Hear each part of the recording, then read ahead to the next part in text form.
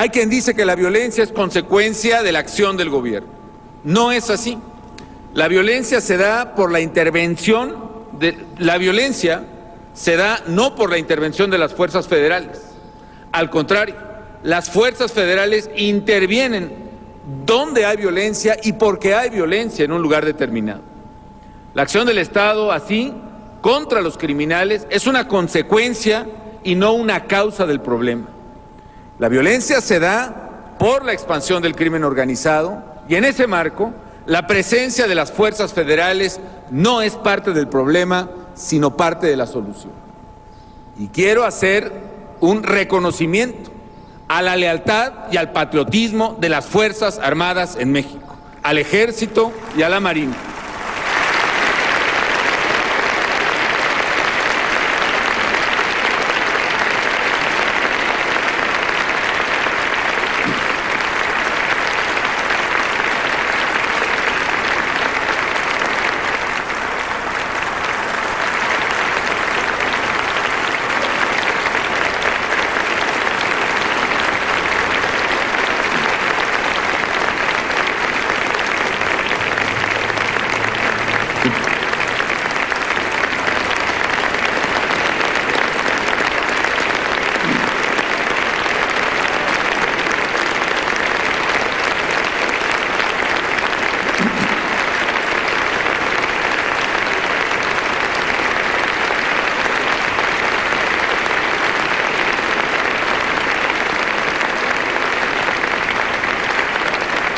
Su participación firme y valiente ha sido decisiva en la defensa de México.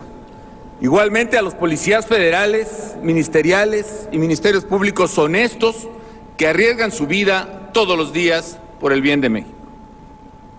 También hay quien supone que si el gobierno federal no hubiera actuado en contra de estas mafias, no hubiera pasado nada.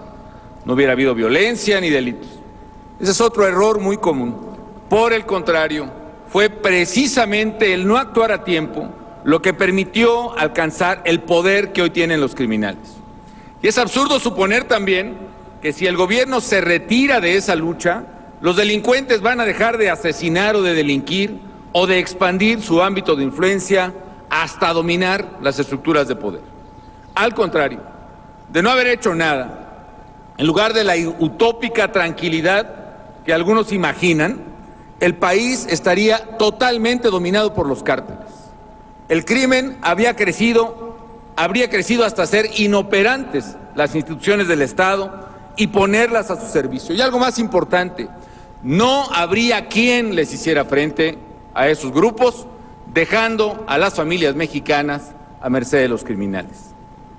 Ceder la plaza, no meterse con ellos, mejor no moverle, seguir con la administración de la ilegalidad y la simulación de la justicia nos hubiera llevado al envilecimiento de la sociedad, nos hubiera llevado al gobierno de los criminales. Los cárteles controlarían decisiones y recursos del Estado y de la sociedad. Eso habría significado, simple y llanamente, perder al país.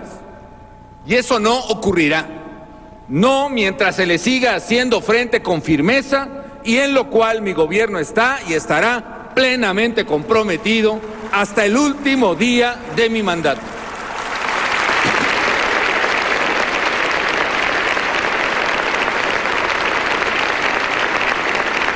Por el contrario,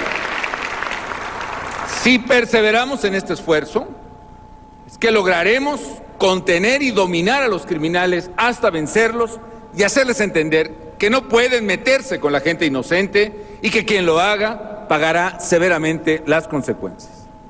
Desde luego que el objetivo del gobierno federal es recuperar la seguridad pública y reducir los niveles de violencia. Esa es nuestra meta. Y yo me pregunto, al igual que muchos de ustedes, ¿qué necesitamos para lograrlo? Y la respuesta es una estrategia integral, o más precisamente, los tres componentes que integran nuestra estrategia de seguridad. Primero, enfrentar y someter a los criminales. Segundo, construir una nueva institucionalidad en materia de seguridad y justicia. Y tercero y más importante, reconstruir el tejido social, lesionado por la falta de oportunidades para los jóvenes la desintegración familiar y social y la pérdida de valores. Como el primer componente, de lo que se trata es de poner un alto a la impunidad cínica con la que se comportan las organizaciones delictivas. El desplante con el que se asumen dueños de nuestros pueblos, de las ciudades, de las carreteras, de las calles, como lo hicieron precisamente los asesinos de Monterrey. Eso es algo que no podemos permitir. Por eso hay que enfrentarlos y hay que someterlos. Y hay que enfrentarlos con toda la fuerza del Estado y con lo mejor que tenemos, que son nuestras Fuerzas Armadas, que son nuestras instituciones federales, que son las fuerzas públicas reintegradas en muchos estados de la República. Hasta hoy han sido capturados o abatidos en su captura 21 de los 37 líderes criminales más peligrosos que operaban en México y vamos por el resto de ellos. Y no se trata solo de los líderes, sino de toda su estructura. Y además debemos y vamos a hacerles saber que las calles son nuestras y no de ellos. Con el segundo elemento, el fortalecimiento de las instituciones de seguridad y justicia, buscamos construir el andamiaje institucional necesario, no solo para detener a los delincuentes, sino para garantizar que la justicia y la paz sean duraderas. Construir instituciones fuertes es la clave de la solución definitiva. Estamos desarrollando una policía con mayor capacidad de información e inteligencia, con herramientas muy valiosas como Plataforma México, que tiene bases de datos de rostros, de huellas dactilares, de vehículos, de muchas otras, y que nos han permitido encontrar a los delincuentes en muchos casos, precisamente también en el caso del Casino de Monterrey. Estamos también depurando y modernizando a la Policía Federal. En casi 5 años hemos pasado de poco más de 6,000 elementos a casi 35,000 y 7,000 de ellos son jóvenes con una carrera profesional terminada y orientados a las labores de información y de inteligencia. Y en el trabajo por fortalecer nuestras instituciones, hoy quiero anunciar que este año estamos acelerando y vamos a profundizar la depuración y el fortalecimiento de la Procuraduría General de la República. Lo haremos con un intenso programa que busca elevar las capacidades del personal de la Policía Ministerial y desde luego de los ministerios públicos de la Federación. Mi compromiso es concluir el sexenio con instituciones federales de seguridad y procuración de justicia renovadas, confiables y conformadas por elementos honestos y bien capacitados. Es muy importante que este esfuerzo se siga replicando a nivel local. Y aquí quiero reconocer los avances que los señores gobernadores han logrado en varias entidades federativas. Gracias al trabajo responsable de muchos gobernadores y jefes de gobierno, la mayoría de los titulares de seguridad pública y fiscales estatales han pasado por pruebas de evaluación y control de confianza. Sin embargo, hay estados que presentan un rezago significativo en el cumplimiento de estas obligaciones y compromisos. La mayoría aún no cuentan con unidades antisecuestro confiables e incluso hay entidades que aún no tienen un centro de evaluación y control de confianza. Me preocupa que al ritmo que llevamos, solo 4 estados de la República habrán concluido la evaluación y control de confianza de todo su personal policial en el plazo que nos marca la Ley de Seguridad Pública. Yo quiero proponerle a la y a los señores gobernadores y al señor jefe de gobierno que hagamos todo lo que tengamos que hacer, en particular ampliar los centros de control de confianza a nivel estatal y nos pongamos una meta, que a más tardar en el mes de mayo del próximo año, todos los mandos medios y superiores y al menos la mitad de todos los elementos operativos de las corporaciones policíacas y ministeriales hayan aprobado las pruebas de control de confianza. Les propongo y pido que aceleremos el paso.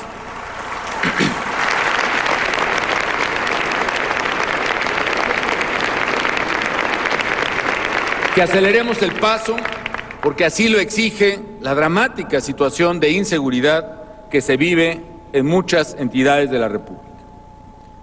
Es necesario también que el Congreso dote a los gobiernos y en particular a las fuerzas federales, de plena certidumbre jurídica en su actuar y de atribuciones legales indispensables para enfrentar la delicada situación que hoy vivimos.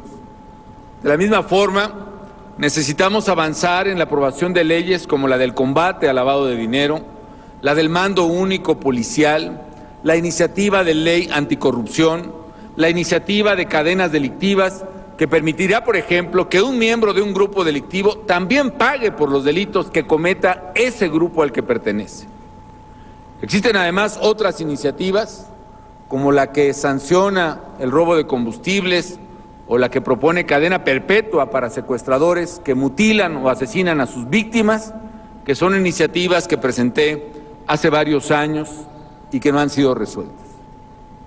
También es indispensable que el Poder Judicial, tanto en el ámbito federal como estatal, revise sus estructuras e integrantes. Reitero, no tengo la menor duda de la honestidad de la gran mayoría de los jueces y magistrados, pero debemos ser conscientes de que el judicial, como todas las instituciones, enfrenta la amenaza del poder corruptor de la criminalidad. Además, debemos cerrar la brecha entre la verdad real y la verdad legal.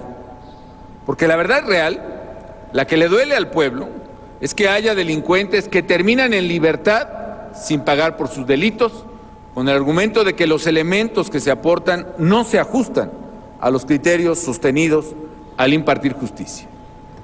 Finalmente, el tercer componente de la estrategia es reconstrucción del tejido social. Y estamos trabajando para fortalecerlo. Para corregir de fondo el problema, el de la seguridad, debemos generar mayores oportunidades educativas, de esparcimiento, de trabajo, en particular, mayores oportunidades de formación y educación para los jóvenes, y por eso, en este gobierno, hemos dado un fuerte impulso a la creación de bachilleratos y universidades. Por otra parte, estamos trabajando en prevención y tratamiento de adicciones. Hemos invertido ya casi 5,000 millones de pesos para conformar una de las redes de prevención, atención y tratamiento de adicciones más grande del mundo. En acciones preventivas se ha capacitado a más de 500,000 de promotores Nueva Vida, entre maestros, padres de familia y jóvenes. Y en acciones de atención primaria hemos creado los centros Nueva Vida, 320 nuevos centros Nueva Vida, con lo cual nos permitirá darle esa atención primaria a quien lo necesita. La recomposición del tejido social es lo que realmente le va a dar una solución estructural al problema de la seguridad. Pero también, hay que reconocerlo, es la que más tiempo tardará en rendir los frutos deseados. He manifestado, y reitero ahora, mi franca disposición para escuchar alternativas y propuestas, y para que, sin abandonar la lucha, hagamos los ajustes que las cambiantes circunstancias nos aconsejen hacer. Y por eso he estado y estaré siempre dispuesto a escuchar y a dialogar con todas las voces, porque todo mundo tiene algo que aportar para resolver este problema. Hay un tema que los diálogos con la sociedad nos han permitido valorar en toda su magnitud. Me refiero a las víctimas de la violencia criminal, a las víctimas inocentes, a los secuestrados, a los asesinados, a los desaparecidos, a los fallecidos en un tiroteo, a los jóvenes, a los padres de familia, a los periodistas, a los soldados, a los marinos, a los policías, todos los que han muerto a consecuencia de esta violencia criminal. Por ellas y por ellos, y en su memoria, quiero pedirles a ustedes que guardemos un minuto de silencio.